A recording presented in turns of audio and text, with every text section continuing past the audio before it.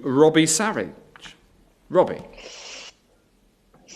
Thank you. Thanks for allowing me to ask this question as a Daily Mirror columnist and a grassroots football coach. It is Mental Health Awareness Week, and we all know how important all sport is as a contributor to achieving healthy minds and bodies. Why, therefore, is it that in published guidelines by governing bodies that junior tennis players, golfers and athletes are able to receive one-on-one coaching sessions, but young people who play the working class game of football are currently not allowed to?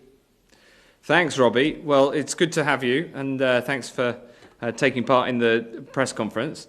Look, I absolutely get the impact of this virus on people's lives and the mental health impact. And for many people, being able to play football is a huge release and a really positive thing.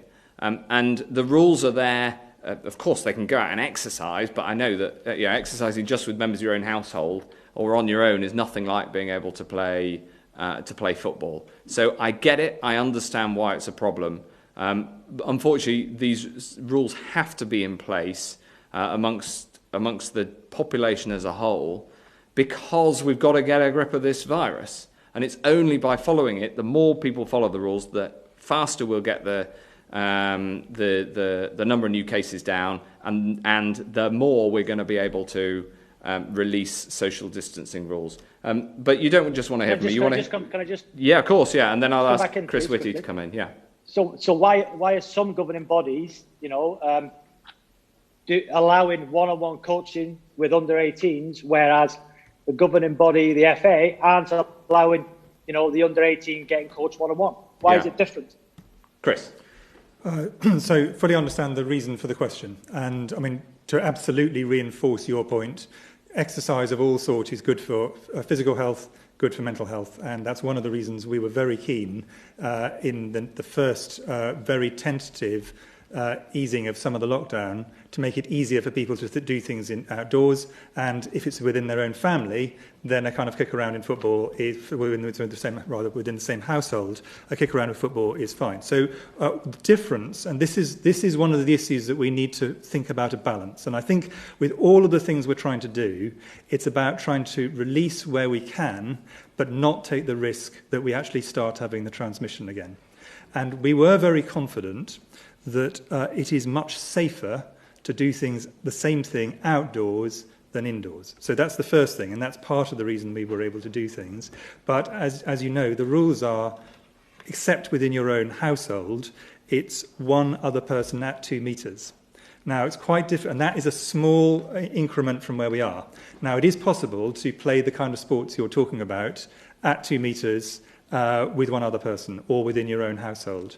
Clearly, to have a kind of league football game, which is a contact sport and does involve a larger number, the risks are greater. So the question is, at what stage, accepting that outdoors is safer than indoors, but that a group of 22 people, many of them coming into contact with one another, linking their households, is a much bigger risk than 2 people who are at a 2 metre distance. At what stage do we think that the rate is low enough for that to be a safe thing to do? So that's the logic for this very, very gradual move, because we are very keen both to try and make it possible, particularly for people to do sport and exercise outdoors, for all the reasons you give, but also not in the process of that to link households again and start the process of the R going back up again. So that's a long answer, but that's because it's a very serious question.